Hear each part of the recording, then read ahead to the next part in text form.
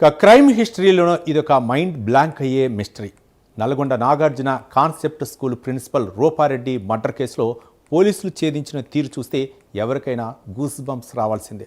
ఎలాంటి క్లూ లేని ఈ బ్లెండ్ మర్డర్ కేసులో హతురాలు చనిపోతున్న ఆఖరి మాటలు కిల్లర్స్ని పట్టించాయి. ఇంట్లో దొంగతనానికి వచ్చిన దుండగులను చూసి చిన్నమ్మతో ఫోన్లో మాట్లాడుతూనే బాబు ఏయ్ బాబు అని అరిచారు రూపారెడ్డి. ఎగ్జాక్ట్గా ఈ ఒక్క వర్డ్ పోలీసులకు బిగ్గెస్ట్ బ్రేక్ త్రూ ఇచ్చింది. స్కూల్లో పిల్లల్ని బాబు అని పిలిచే అలవాటు ఉండటంతో పోలీసుల ఫోకస్ స్టూడెంట్స్ పైకి షిఫ్ట్ అయింది. కట్ చేస్తే జలసాలకు అలవాటు పడి ఈజీ మనీ కోసం సొంత ప్రిన్సిపల్నే అత్యంత కిరాతకంగా మర్డర్ చేశారు ఇద్దరు మైనర్ స్టూడెంట్స్. మర్డర్ తర్వాత స్కూల్కు డుమ్మా కొట్టి లక్షల రూపాయలు స్పెండ్ చేస్తుండగా పోలీసులు రాడార్కు చిక్కారు.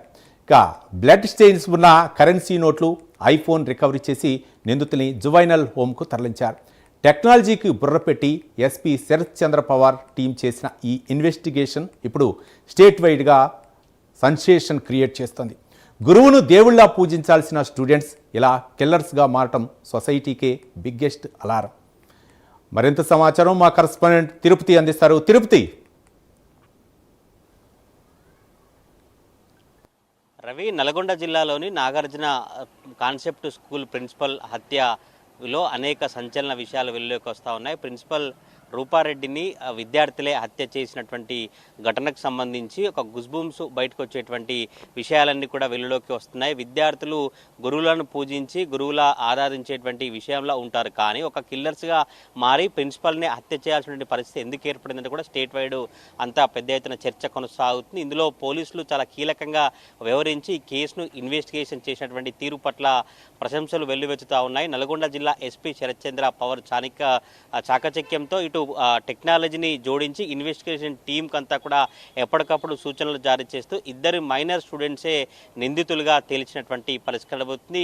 నల్గొండ జిల్లాలో ఒక రూమ్లో ఈ రూపారెడ్డి ఉంటుంది. అక్కడ రూపారెడ్డి ఒంటరిగా ఉన్నటువంటి విషయాన్ని ఇద్దరు స్టూడెంట్స్ తెలుసుకున్నారు. అయితే గతంలో స్కూల్లో ఈ ప్రిన్సిపల్ ఆ ఇద్దరిని ప్రవర్తన కావచ్చు, ఇద్దరి తీరు పట్ల పేరెంట్స్ని పిలిచి మందలించినటువంటి నేపథ్యం ఉంది. ఈ నేపథ్యంలోనే ఆ ప్రిన్సిపల్పై ఇద్దరు స్టూడెంట్స్ కక్ష సాధింపు పెట్టుకొని ఆ తర్వాత ఎలా అయినా అందులో దొంగతనం చేయాలి, డబ్బులు సంపాదించాలి, జల్సాలు చేయాలంటూ రూపారెడ్డి ఇంట్లోనే దొంగతనానికి యత్నించారు. ముందే రెక్కి నిర్వహించి ఎక్కడ డబ్బులు ఉంటాయి, ఎంత మేరకు డబ్బులు ఉంటాయి కూడా పూర్తిగా వివరాలు సేకరించారు. ఆ ముందు రోజే రూపారెడ్డి భర్త హైదరాబాద్కి వెళ్ళారు. ఆ తర్వాత ఒంటరిగా రూపారెడ్డి నల్గొండ ఇంటికి వచ్చింది. అయితే ఇంటికి వచ్చిన నేపథ్యంలో వెనక కిచెన్ రూమ్ నుంచి ఒక విద్యార్థి లోపలికి వెళ్ళారు, మరొక విద్యార్థి బయట పరిస్థితులను గమనించినటువంటి పరిస్థితి కనబోతుంది. చివరగా రూపారెడ్డి వాళ్ళ చిన్నమ్మతో ఫోన్లో మాట్లాడుతున్నటువంటి పరిస్థితి కనబోతుంది. చిన్నమ్మతో మాట్లాడుతున్న నేపథ్యంలోనే ఏ బాబు అంటూ అరిచినటువంటి మాటలే ఇప్పుడు పోలీసులకు చాలా కీలకంగా మారాయి. కామన్గా అందరూ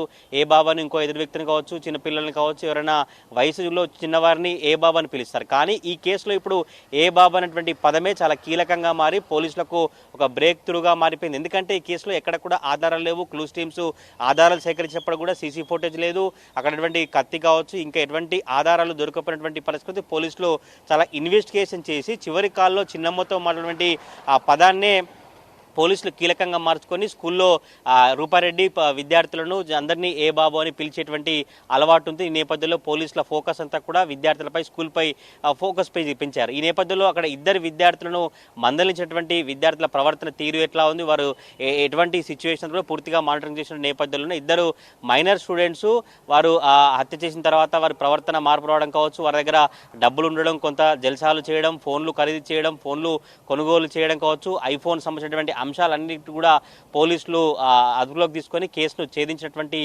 పరిస్థితి కనబడుతుంది. ప్రధానంగా ఈ కేసు కనుక చూస్తే పోలీసులకు ఏ బాబు అన్నటువంటి పదమే కీలకంగా మారిపోయి బ్రేక్ త్రూగా మారిపోయి అదే ఆధారంగా ఈ కేసును ఛేదించినటువంటి పరిస్థితి కనబడుతుంది. ఎప్పటికప్పుడు నల్గొండ జిల్లా ఎస్పీ శరత్ చంద్ర పవార్ టెక్నాలజీతో కావచ్చు, ఇటు ఇన్వెస్టిగేషన్ టీంకు ఎప్పటికప్పుడు మానిటరింగ్ చేస్తూ పర్యవేక్షిస్తూ ఈ కేసును ఛేదించినటువంటి పరిస్థితి కనబడుతుంది. కానీ ఈ కేసు ద్వారా సమాజానికి ఎటువంటి మెసేజ్ ఇవ్వబోతా ఉన్నారు, గురువుల ఆరాధించి గురువులా పూజించాల్సినటువంటి ఆ ప్రిన్సిపల్ను ఎందుకని హత్య చేశారు? కేవలం జల్సా కోసం, కేవలం డబ్బు కోసం ఏదో చెడు ప్రవర్తన చేసిన నేపథ్యంలో మందలించినటువంటి కక్ష పెంచుకొనే ఇటువంటి దారుణానికి ఒడిగడితే విద్యార్థులు ఎటువైపు వెళ్తున్నారు? విద్యార్థుల చెడు ప్రవర్తనపై టీచర్లు కొంత గట్టిగా మందలిస్తే ఇటువంటి ప్రవర్తనకు పూనుకుంటారంటూ కూడా సమాజంలో ఒక పెద్ద చర్చ అయితే కొనసాగుతున్నటువంటి పరిష్కారం అవుతుంది.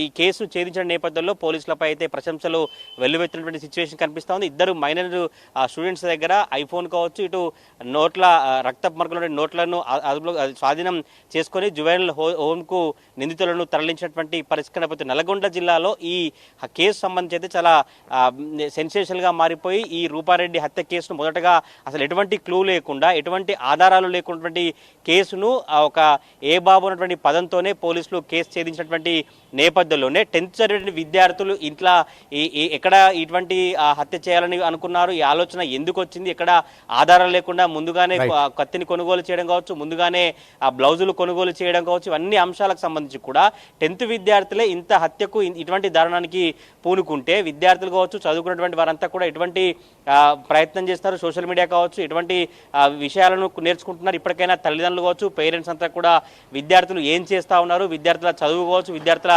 ప్రవర్తనపై దృష్టి సారించాలంటూ కూడా బయట చర్చ కొనసాగుతున్నటువంటి పరిస్థితులను బట్టి నల్గొండ జిల్లాలో ప్రిన్సిపల్ రూపారెడ్డి హత్య అయితే చాలా సంచలనంగా మారిపోయింది. ఒక 10th విద్యార్థులు ఎటువంటి ఆధారం లేకుండా ఈ హత్య చేసినటువంటి నేపథ్యంలోనే చాలా కీలకంగా పోలీసులు అయితే కేసు ఛేదించినటువంటి పరిస్థితులు. కానీ గురువులా పూజించినటువంటి ప్రిన్సిపల్ను హత్య చేసిన నేపథ్యంలో ఈ స్టూడెంట్స్, మైనర్ స్టూడెంట్స్ కిల్లర్స్గా ఎందుకు మారిపోయారన్నటువంటి చర్చ అయితే రాష్ట్ర వ్యాప్తంగా కొనసాగుతా ఉంది. Ravi, right, thank you Tirupati.